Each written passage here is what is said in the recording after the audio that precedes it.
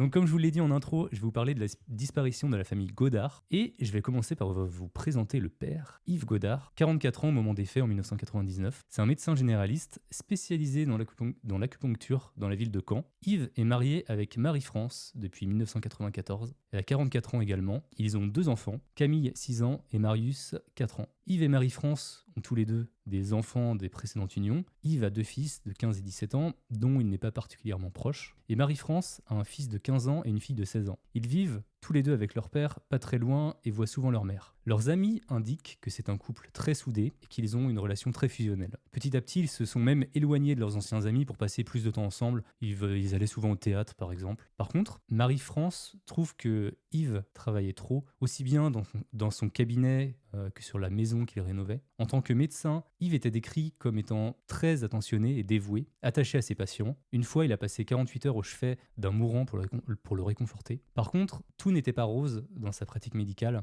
En 1996, sa licence a été suspendue pendant 3 mois pour exercice pharmaceutique illégal. Il était accusé d'avoir soigné des pathologies graves avec un traitement médical d'avant-garde, ainsi que d'avoir prescrit des médicaments interdits en France. Yves s'intéressait de plus en plus à l'hypnose, à la magnétothérapie, à la thérapie spirituelle et même à la réincarnation. Il a essayé de trouver du soutien auprès d'homéopathes et d'acupuncteurs dans sa région, mais son attitude hautaine n'a pas aidé sa cause. Alors il a fini par quitter son cabinet médical qu'il avait créé avec un autre médecin pour s'installer à son compte. Ça n'a pas été une décision facile car il a dû trouver des nouveaux clients et convaincre les anciens de revenir. Il devait aussi rembourser les dettes de son cabinet précédent et continuer à payer l'emprunt de la maison qu'il avait acheté avec Marie-France. Yves a alors demandé à Marie-France si elle pouvait venir travailler pour lui 3 jours par semaine comme secrétaire, ce qu'elle accepta à contre-cœur. Elle n'avait pas été employée depuis la naissance de Camille pour pouvoir pleinement s'occuper des enfants. Tous ces changements professionnels et les difficultés qui vont avec ont amené Yves Godard à adhérer à la CDCA, la Confédération de défense des commerçants et artisans.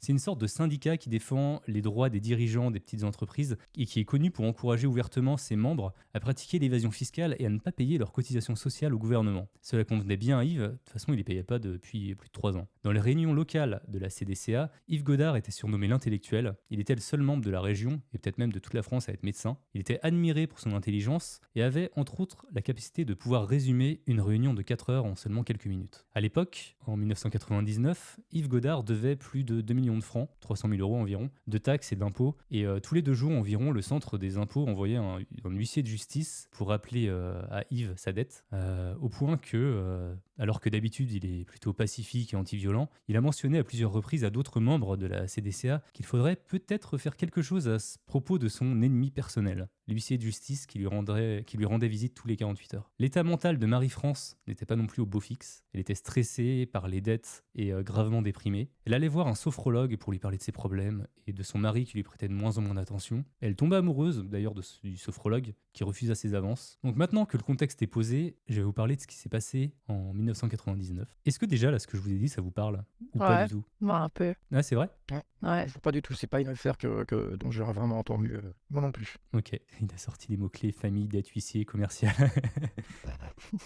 Ouais, ça commence pas très bien. Les histoires qui commencent comme ça, Moi généralement... plus que terrasse et c'est- béton. Ouais, c'est pour ça, hein, ça ressemble un peu hein, déjà. Hein. Ouais. Mais c'était avant, crois par bien. contre, c'était avant. Ouais. Ok, donc je reprends. Nous sommes le 30 août, donc de l'année 1999. Une journée classique pour Yves. Il fait ses consultations au cabinet puis rentre chez lui, dans la ville de Pont de Juvigny, à 25 minutes en voiture de Caen. Les patients qui sont entrés ce jour-là dans son cabinet ont par la suite déclaré que tout semblait normal, que Yves était professionnel pendant les consultations. Et pourtant, le lendemain, le 31 août, il annule toutes ses consultations et part emmener ses enfants pêcher dans un étang pas trop loin de chez eux. Yves, il adorait ses 2 enfants, il était vraiment proche d'eux, très proche d'eux, contrairement à ses plus vieux enfants où il avait plus trop de liens. Là on arrive le 1er septembre, le lendemain donc, Yves et ses enfants quittent le domicile familial en voiture vers 8h30 pour effectuer un trajet de 150 km en direction de Saint-Malo. C'est l'une des voisines qui les voit partir, une personne âgée. Yves lui dit qu'ils partent pour quelques jours. La voisine est cependant surprise qu'elle lui laisse pas les clés de la maison pour qu'elle s'occupe de leur chat comme à leur habitude. Elle note aussi que Marie-France est dans la voiture. Elle se rétractera plus tard et compte tenu de son âge en fait, son témoignage n'aura pas beaucoup de crédit. Et un détail important à savoir à ce moment-là, la veille au soir, Marie-France était au téléphone avec sa fille aînée et elle n'avait fait aucune mention sur le départ vers Saint-Malo. donc de toute évidence, elle n'était pas au courant. En tout cas, une fois arrivé à Saint-Malo, vers 10h30, il loue un bateau nommé le Nick au club de voile du coup de Saint-Malo. C'est un voilier qui mesure 9 mètres de long et qui peut accueillir jusqu'à 6 personnes. Yves dit à l'homme qui lui loue le bateau qu'il prévoit de naviguer avec les enfants vers la ville côtière de Perros-Guirec et qu'il serait de retour le 5 septembre. L'homme a confirmé par la suite que Marie-France n'était pas présente à ce moment-là. Il pouvait pas le savoir, mais en fait Marie-France détestait la voile. Donc il y avait peu de chances qu'elle soit présente de toute façon. Yves est un marin expérimenté, donc il vérifie soigneusement tout l'équipement de navigation. Et avant d'embarquer, il s'arrête dans un supermarché vers 11h30 pour acheter un stock de sacs poubelles, des produits de nettoyage et 2 bouteilles de whisky. Un peu de trigger warning ça aussi, hein. Bouteille de whisky, produits de nettoyage, sacs poubelles. Des corps, On sait rien, on sait rien. du cyanure, Pour l'apéro. C'est un paquet de chewing-gum pour brouiller les pistes. c'est vrai que des bouteilles de whisky, ils sont trois enfants, enfin 2 enfants. Une chacun. Ouais, une pour chaque enfant. C'est une belle journée de fin d'été, l'eau est calme, on ne sait pas exactement à quelle heure ils ont mis les voiles, mais a priori pas avant 14h, la marée était trop basse pour partir avant. Le lendemain, le 2 septembre donc, Yves et les enfants sont arrêtés à bord du Nick par des douaniers entre le cap Erquy et le cap Fréhel pour une vérification de routine sur le bateau. Ils remarquent un petit enfant, enfin un des 2 enfants qui dort, mais aussi que le moteur du voilier fonctionne, malgré une bonne quantité de vent ce jour-là, donc normalement il n'y aurait pas dû y avoir besoin du moteur. Il remarque également ce qui semble être une planche à voile dans sa housse, à l'avant du bateau. L'un des douaniers a alors un mauvais pressentiment à propos d'Yves Godard, alors il décide de contacter le propriétaire du bateau, donc de Saint-Malo, pour vérifier son histoire. Comme c'était à prévoir, le propriétaire du bateau corrobore les propos, et le douanier n'a d'autre choix que de ne pas écouter son instinct et de les laisser partir. Mauvais choix. Toujours est-il que les jours d'après sont assez flous. On a des témoins qui ont vu le bateau dans la région entre le 2 et le 5 septembre. On a également une femme qui dirige un stand de glace et de crêpes qui se souvient avoir servi Yves et ses enfants le 3 septembre. Le 4 septembre, plusieurs randonneurs remarquent que le Nick semble abandonné dans l'eau au large de la côte de Plouézec. Le 5 septembre, le jour où Yves et les enfants auraient dû rendre le voilier à Saint-Malo, un canot gonflable appartenant au Nick est trouvé par un bateau de pêche à environ 55 km de l'île de Batz. À l'intérieur du canot pneumatique se trouve une veste de pluie et un chéquier appartenant à Yves Godard. Beaucoup de gens ont spéculé à l'époque et pensaient que les objets avaient été placés afin de faire croire à un naufrage. Les gardes-côtes sont immédiatement informés et craignent que quelque chose de terrible ne se soit produit. Ils partent donc à la recherche du voilier. Aucun appel ni SOS n'a été passé depuis la radio du Nick, qui ne répond d'ailleurs pas aux appels de ces gardes-côtes. Le 7 septembre, le voilier n'est toujours pas rentré. Ceux qui travaillent sur l'affaire commencent à penser que quelque chose de grave est probablement arrivé à la famille Godard, mais ne pensent pas immédiatement à autre chose qu'un accident de bateau. Ils envoient un avion de l'armée au-dessus des côtes bretonnes dans l'espoir de repérer le voilier, mais en vain. Le même jour, la police de Saint-Malo inspecte le van laissé sur le parking du port. À l'intérieur, ils trouvent de fortes doses de morphine et une grande quantité de sang. Ça commence. Le 8 septembre, après avoir obtenu un mandat, ils se rendent au domicile des Godard à Pont-de-Givigny. Ils entrent dans les lieux et voient une note sur la table de la cuisine écrite de la main d'Yves. Nous partons quelques jours, nous reviendrons dimanche et c'est signé Marie et Yves.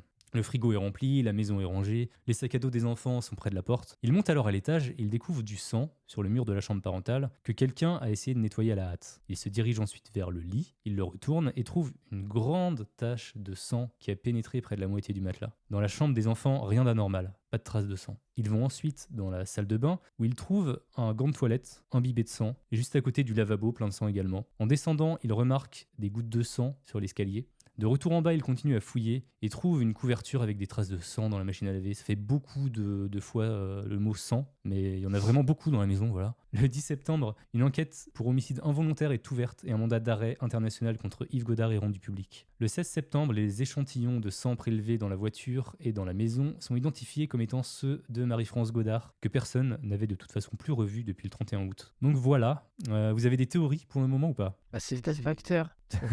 C'est une affaire de sous. Je pense que ça serait plus des dettes en veux-tu en voilà. Et je pense que ça serait plus ça. Ouais, ça serait plus des dettes mais en arriver à ce point-là. Enfin, si c'est par rapport à ça, en arriver à ce point-là, c'est quand même catastrophique. En gros, à cause du huissier de justice qui arrive tous les 44 heures, c'est ça, hein ? Tous 48 heures. Ouais, c'est ça. Ouais. Et en tout cas, dans toute bonne histoire justement un peu de ce genre-là, il y a toujours une petite camionnette. Toujours une camionnette. Là, c'est un van, effectivement. Ouais. Une petite camionnette, ouais. Pour pouvoir transporter un maximum de choses à la verticale, je pense. Parce que... Genre des tapis avec des gens dedans. C'est ça. À tout hasard. Ok, et ben on est parti, on reprend. Let's go. Alors les investigations commencent. Ils inspectent d'abord l'emploi du temps d'Yves Godard. Il avait continué à prendre des rendez-vous médicaux pour ses patients les 1er, 2 et 3 septembre, malgré le fait qu'il avait loué son bateau le 17 août pour les dates du 1er au 5 septembre. Donc les enquêteurs, ils n'arrivent pas à comprendre pourquoi il a loué le bateau pour ces dates, mais il a quand même accepté des rendez-vous. Encore plus étrange, ils découvrent ensuite que les patients sont soit des patients existants qui n'avaient jamais pris de rendez-vous, ou alors soit des noms complètement inventés. Autrement dit, Yves avait falsifié tout son emploi du temps de début septembre. Les rendez-vous étaient écrits de sa main, donc ils savent que c'était pas Marie-France qui avait fait les inscriptions. Le 16 septembre, des personnes en bateau trouvent un gilet de sauvetage au large de Guernesey. C'est une île qui, malgré qu'elle soit plus proche des côtes françaises, appartient au Royaume-Uni. Il a été confirmé que le gilet de sauvetage provenait du Nick. Une semaine plus tard, le 23 septembre, un radeau de survie à moitié dégonflé, toujours venant du Nick, est retrouvé dans la baie de Lyme,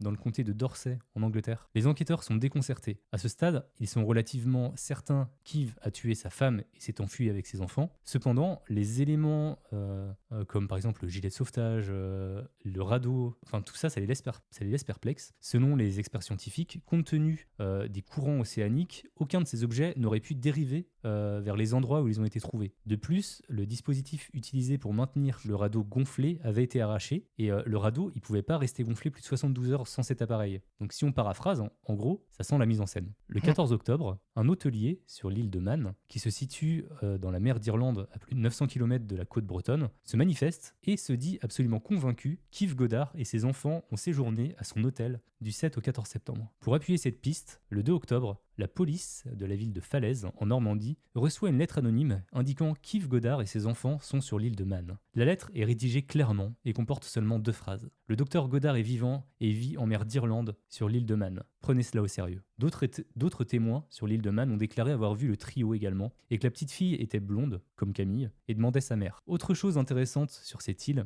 c'est qu'elle est connue pour être un paradis fiscal et que Yves Godard possédait un compte bancaire là-bas. Comme par hasard. Comme par hasard. Une deuxième lettre est envoyée le 8 octobre et indique aux enquêteurs que le trio se trouve maintenant sur l'île de Lewis, au large des côtes écossaises, et qu'il faut, je cite, sauver Camille et Marius. Les enquêteurs se rendent alors sur cette île et se heurtent à l'hostilité des autorités locales. Ils réussissent quand même à parler à un guichetier de la gare maritime qui déclare d'une manière très convaincante avoir vu Yves et les enfants début octobre. L'auteur de la lettre ne s'est jamais manifesté, mais les experts en écriture ont déterminé qu'il s'agissait de l'écriture d'une femme dans la soixantaine, probablement proche d'Yves Godard. La police a réuni un certain nombre de femmes, environ 300, qui connaissaient Yves Godard. Ils ont testé leur écriture, mais pas de résultats probants. Alors ils ont effectué des tests ADN sur ces mêmes femmes, parce que le timbre sur les lettres avait été léché, mais pas de concordance non plus. Même si la piste des îles de Man et de Lewis semble assez intéressante, à ce moment-là, on ne sait réellement pas où sont Yves et ses enfants, ni même si Marie-France est encore vivante. Après, vu tout le sang qu'on a retrouvé, je suis pas sûr qu'elle le soit encore, quoi. Le 16 janvier 2000, 4 mois après la disparition de la famille,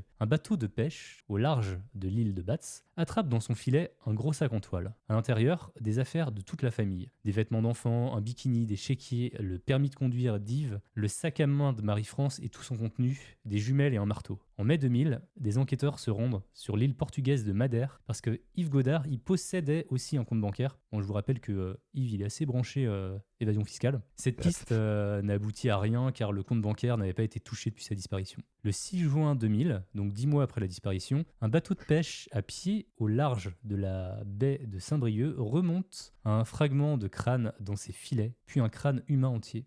Les tests ADN concluent qu'il s'agit du crâne de Camille Godard, 6 ans. L'analyse scientifique a conclu qu'il s'y trouvait depuis février 2000. Donc Camille est décédée, malheureusement. Cette découverte donne du crédit à l'hypothèse d'un naufrage, qu'il soit accidentel ou non, où tout le monde à bord aurait péri. Cette zone, d'ailleurs qui était la même zone où les douaniers avaient arrêté la famille Godard le 2 septembre, elle a été minutieusement passée au peigne fin avec un sonar, mais ils n'ont rien trouvé de plus. Aucun autre ossement n'a été retrouvé, pas plus que le voilier. Donc à ce stade, la seule chose qu'on sait, c'est que Camille est décédée. Mais l'histoire ne s'arrête pas là. Le 1er février 2001, sur l'île des Hébiances, au large des côtes bretonnes, un promeneur trouve la carte professionnelle de médecin d'Yves Godard. Le 22 février, une carte de crédit lui appartenant est retrouvée sur cette même plage. Le 24 mai, c'est encore une autre carte, une autre carte bleue. Un juge ordonne aux enquêteurs de parcourir la plage et les marines utilisent à nouveau le sonar pour vérifier les fonds marins aux alentours, mais rien de plus. Le 3 juin, cependant, une autre carte de crédit est retrouvée par un plongeur le long du rivage. Je sais pas combien de cartes de crédit il avait, mais il en avait pas mal a priori. Les enquêteurs sont convaincus qu'Yves Godard a dû s'arrêter sur cette plage et vider le contenu de son portefeuille. La plage est une fois de plus ratissée et les enquêteurs sont certains qu'il n'y a rien d'autre. Cependant, le 31 juillet, une 4e carte est retrouvée sur la même plage. Cette fois, une carte d'assurance maladie. Toutes les cartes sont envoyées à un laboratoire et les résultats sont étonnants. Les cartes n'ont pas passé beaucoup de temps dans l'eau. Ce n'est pas possible qu'elles aient été immergées depuis septembre 1999. Ce qui laisse penser que quelqu'un les aurait déposées une par une au cours de l'année 2001. Les enquêteurs, ainsi qu'un avocat de la famille de Marie-France, pensent qu'un complice travaille avec Yves, voulant faire croire à une mort accidentelle.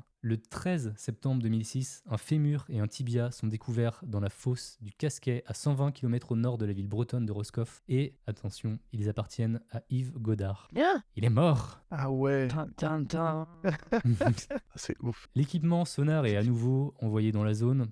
Toujours rien, aucun autre ossement n'est trouvé, et c'est pareil pour le voilier, il est toujours introuvable. Donc ça confirme le décès d'Yves Godard, mais Marie-France et Marius n'ont jamais été retrouvés. Le 19 janvier 2007, le maire de Lingèvre, en Normandie, reçoit une lettre anonyme avec un plan très détaillé du cimetière de son village. La note manuscrite laisse supposer que la dépouille de Marie-France pourrait se trouver à un endroit précis du cimetière. Les autorités prennent la lettre au sérieux, d'autant plus que le cimetière n'est qu'à 3 km de la maison Godard. Ils creusent et trouvent des ossements, ce qui pourrait sembler évident parce qu'on est dans un cimetière, sauf qu'il n'y aurait pas dû y en avoir en fait dans cette partie-là du cimetière. Dans tous les cas, les ossements ont été testés, mais ils n'appartiennent pas à Marie-France. L'auteur de la lettre finit par se manifester, furieux que les médias disent que c'est un corbeau.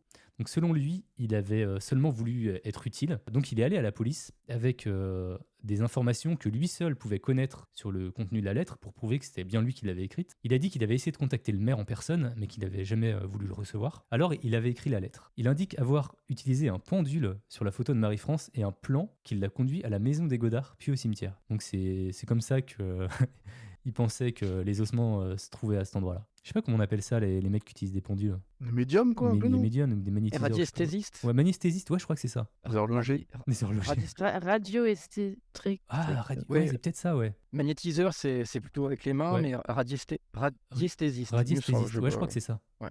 Enfin bref, du coup, c'est un peu décrédibilisé le truc, quoi.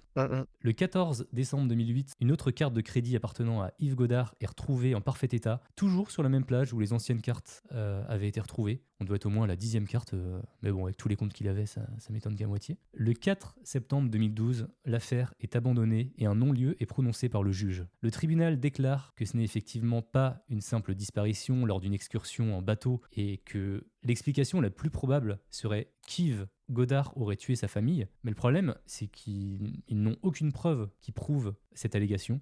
L'affaire a donc été classée, faute de pouvoir inculper quiconque d'un crime. Le 7 septembre 2015, la justice déclare officiellement Marie-France et Marius décédés. Aucun autre ossement appartenant à Yves ou Camille n'a été retrouvé. Le 31 janvier 2018, un petit crâne est retrouvé sur une plage en Bretagne. Beaucoup de gens pensent immédiatement que ça pourrait être le crâne de Marius, mais les tests ADN ne sont pas positifs. On sait que c'était celui d'une femme, mais on ne sait pas qui exactement. Encore un autre mystère. Alors, qu'est-ce qui est arrivé à la famille Godard? Est-ce que Yves a tué sa femme? Où est le corps dans ce cas-là? Est-ce qu'ensuite il est parti en mer avec les enfants en mission suicide? Ou alors est-ce qu'ils ont tout simplement eu un accident? Toutes ces cartes bleues qui n'arrêtaient pas d'apparaître sur la même plage. Est-ce qu'il avait un complice? Et où est-ce que se trouve le voilier qui a toujours pas été retrouvé? J'ai une petite dernière information concernant la CDCA dont j'avais parlé au tout début, l'organisation dont Yves faisait partie. Le 29 janvier 2001, donc on est à peu près dans la même période, Christian Pousset, président de l'organisation, a été assassiné par 2 hommes masqués. Le meurtre n'a jamais été résolu. Quelques mois avant la mort de Christian Pousset, un autre directeur de la CDCA, Philippe Wagoner, est mort dans un accident d'avion dans des circonstances suspectes. Est-ce que la CDCA ou des ennemis de l'organisation pourraient également être impliqués dans cette affaire? C'est possible aussi. Donc voilà, je pose ça là, plein de questions dont on n'a pas de réponse. On est dans un rendez-vous de l'étrange. Voilà, qu'est-ce que vous en pensez quoi? Je vais lire un petit peu le chat pendant que vous discutez. Et est-ce qu'on va penser à la piste des pirates? Il n'y a pas trop de pirates dans ces eaux-là, il me semble. Ouais, mais ça peut être des gens qui les ont suivis en bateau, sachant que lui, il est médecin, que... Oui. On peut se dire, il y a de l'argent. Identifié comme Ouais. une famille fortunée, ou... ouais. Ouais, alors Ouais. Ça m'étonnerait pas qu'il y a eu effectivement un abordage à un moment donné et qu'ils aient eu des problèmes. Et je pense justement c'est lié au fait qu'ils devaient sûrement de l'argent à des gens. Ça m'étonnerait pas des gens haut placés, enfin des gens qui ont du pouvoir, quoi. Une sorte de mafia un Ouais. peu. Sachant que officiellement en fait il était broke, quoi. La famille avait plus de thunes, sauf Ouais. que il était en mode full évasion fiscale et il avait plein de comptes avec plein d'argent, quoi. Oui, parce que retrouver un sac avec des affaires dedans, et puis c'est quand même, même si le bateau avait coulé ou quoi que ce soit, en général dans les bateaux il y a toujours les balises Argos, là, je pense que quelqu'un qui a un bateau aussi grand va quand même l'assurer, va quand même faire en sorte de pouvoir le retrouver si jamais on le vole.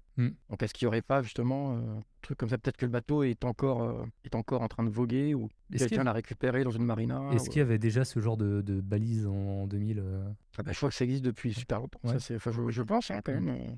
Ah, il y a Robière tout- qui dit dans le chat que moi je pense qu'il s'est amputé d'une jambe pour se faire passer pour Dead. Ça peut être C'est jouable. Ça hein. peut carrément. Ouais. Moi j'y ai pensé aussi Mm. et je me disais mais effectivement il y a que ça qui prouverait sa pourquoi mort, quoi. Il vaut mieux ça qu'un bras, tu vois. Ouais. Genre, t'es en cavale, tu vois. Et par contre être en cavale avec une seule jambe c'est chaud. Ouais, la médecine en 2000, tu vois, ça va bien déjà. quoi. Mm. Et dans ce cas-là, pourquoi est-ce qu'on a retrouvé le crâne de l'enfant? C'est ça qui. Ah, elle était en cavale, elle a décidé de retirer sa tête. Bon, après, c'est un enfant. C'est un enfant, hein, je vais te dire. Ok, c'est bien. Je n'ai plus de questions. Objection, personne dit ça. Ça, c'est pourquoi est-ce que lui se serait coupé une jambe, et pourquoi est-ce que l'enfant on retrouve le crâne de sa tête? Moi, je pense pas en fait qu'il voulait s'en prendre aux enfants. Je pense qu'il voulait vraiment partir avec les enfants. Je pense qu'il voulait sûrement partir parce qu'il avait des problèmes. Ah. Oui. Sa femme voulait Ouais. pas, je pense. Du coup, il l'a tué. Ça, c'est ma théorie. Hein. Après, on en discute. Hein. Il l'a tué. Mais on la retrouve pas. On la retrouve pas parce que bah voilà, il a dû s'en débarrasser quelque part. Il est parti avec les enfants et je pense qu'ils ont eu des problèmes parce qu'ils étaient recherchés. Pour moi, c'est ma théorie. Il y a Elena Sgul dans le chat qui dit ça sent quand même la mise en scène du mari. La fille est morte accidentellement, donc il l'a balancée et après il s'est coupé une jambe, c'est QFD. Emoji de chien. Ouais, quand même. hein. L'histoire de. Enfin, les taches de sang partout, tu sais, dans la maison, ça peut sous-entendre éventuellement que c'était pas prémédité, tu vois. Peut-être qu'au bout d'un moment, il pète un plomb, il se dit on se casse, en fait, j'ai aucune voie de sortie, la seule chose, c'est de se barrer et de changer de vie, quoi. Ouais, je pense pas que c'était Et prémédité. s'il y a prise de tête, tu vois, je sais pas, ça peut aller vite, tu vois. Enfin, ça nous arrive à tous, quoi. Alors, non, mais. Attends, il y avait quand même un peu de préméditation. Je pense qu'il voulait vraiment partir en voilier parce qu'il l'avait, Oui, ça, oui. il l'avait loué en mi-août. Ouais. Mais pas pour le meurtre, en fait, quoi. Mais je pense C'est qu'il ça, voulait quoi. vraiment partir avec toute sa famille. Ouais. Non, c'est plus pour la partie meurtre que je dis ça. Ouais, en gros. c'était un couple assez soudé, a priori, Ouais. quand même. Il y a quelqu'un qui a dit c'est la femme qui a fait le coup et maquillé ses crimes. Je sais pas si on a lu. Dans ce cas, elle aurait quand même perdu beaucoup de sang. Ouais. Mais ouais, bon, après, tout est possible. Mais Elle avait des transfusions. Non, comment on appelle ça? Si, Parce que- Ouais, une petite On est confusion. Elle en avait dans le frigo vu qu'il était. Perfusion, peut-être plutôt, ouais. Ouais, voilà. Dans tous les cas, elle aurait buté son fils ou sa fille, pardon. Ah, On reste toujours sur ça. Moi, ce qui me choque entre guillemets, c'est d'avoir retrouvé un crâne d'enfant. ouais, moi, je Quel pense. père ou mère peut faire ça, quoi? Ouais, moi, l'abordage, c'était une bonne Ouais, idée. carrément. Moi, je pense ça, pas hein. qu'il y ait Ouais. eu un infanticide. C'était pas volontaire, ou alors il y a eu un accident, ou alors parce que imaginons même de retrouver des cartes au fur et à mesure. Est-ce que c'est pas des gars qui ont pris le portefeuille, utilisé les cartes, elles fonctionnent pas, on la jette, et peut-être pas le faire constamment, tout le temps, jour après jour, parce que sinon je pense qu'il se serait grillé tout seul. Mais d'utiliser une carte, de la jeter, d'attendre quelques mois, d'utiliser une deuxième carte, de la jeter. D'où parce que c'est vrai que du plastique dans de l'eau de mer, ça reste pas très longtemps. Je pense que les cartes auraient été un peu rongées Par les tortues. aussi. Euh, Carte de crédit dans le nez d'une tortue. Il y a Renouille qui dit il y a des femmes tueuses et c'est souvent sur leurs enfants. Ouais, Ah mais là on parle pas de côté psychologique, on parle vraiment de quelque chose de... On parle d'argent, on parle Ouais. de fraude fiscale, enfin pas de... Oui, enfin bref, qui a rapport vraiment avec de l'argent, avec des gens qui s'enfuient parce qu'ils doivent énormément d'argent à l'État, et peut-être, comme tu as dit, qui devaient de l'argent à quelqu'un, à une casse. C'est pas mental, hein. Et coucou Calista. Le film Gone Girl, la meuf se fait des perfs pour accuser son mari. Non mais c'est vrai que là par contre, il y avait quand même énormément de sang dans la maison et qu'on voit que la moitié du matelas est imbibé de sang, du sang de la femme. Ça m'étonnerait qu'elle en soit sortie vivante, quoi. Elle a été ses règles. Après moi je connais pas trop Vanille, explique. Mais, Oui, il y a certains flux qui sont plus abondants que d'autres, mais maintenant, on n'a pas la quantité, hein, donc on peut pas savoir... Oh, et est-ce que Xara nous a rejoint ou pas? Oui, Je sais pas. oui. Ah, Oui, je suis là. Ah, t'es là. Eh ben écoute, Genre. Xara, attends, je vais t'ajouter. Bon, comment ça va, Xara? Ça va très bien, ça va très bien. J'y suis arrivée. Ouais, on t'a pas trop pressé? Oui. T'as eu le temps de Non. manger ce matin? Ben, ce matin, ça fait quand même quelques heures, donc oui. Ouais, c'est bon. Et ben voilà, Oui. je crois que nous sommes tous bien placés. Ah oui, tu bascules la cam derrière. Ah là là, c'est magnifique, cet overlay. Et hop, t'as fait un travail de dingue. Hein. Ouais, c'est Bravo, des, bravo, c'est des ouais. petits- Franchement. Magnifique. Eh ben écoute, t'as le bonsoir de tout le chat, hein, là. Je sais pas si t'as vu, là. Ben, bonsoir tout le monde. Je lis sur mon téléphone ici. Merci d'être là cet après-midi. Et Ouais. pour moi, c'est encore l'après-midi. J'espère que tu nous as ramené quelques auditeurs québécois. Ben oui, j'ai mon fan club qui est là. Allez, les Peut-être fidèles, qu'un jour, je vais partir mon podcast. Ah bah, j'espère. D'ailleurs, j'ai 22 abonnés sur ma chaîne. pas mal. Ça m'en prend 50. Donc, avis à tous. Ah ouais. Quand Mais- j'ai 50 follow, je me pars un podcast. Oh là là là là là là, c'est... C'est bon? Ouais. Il y a qu'à cela ne tienne. Génie du Ah bon marketing. Vous savez ce J'ai qu'il vous des reste à idées. faire. J'ai des idées. En plus, t'as le matos aussi. Oui. T'as le matos, les idées, il te manque que la commu, les follow, quoi. Ouais. Ok, et ben c'est nickel. Et ben trop cool que tu sois là. T'as entendu un petit peu l'affaire avant ou pas? J'ai entendu que Camille était morte. J'ai pensé à Bibi. J'ai eu de la peine. Oh pas- là là là là. Ok. Ok. Non, mais du coup, ouais, on était sur une affaire. Bah, on vient de terminer, je crois, à peu près. Hein. On n'est pas trop mal, je pense. On a à peu près tout dit. Sauf si vous avez des dernières Volontés. volontés, ouais, ou hypothèses, ou je ne sais pas. Mais je pense qu'on Non. est pas mal.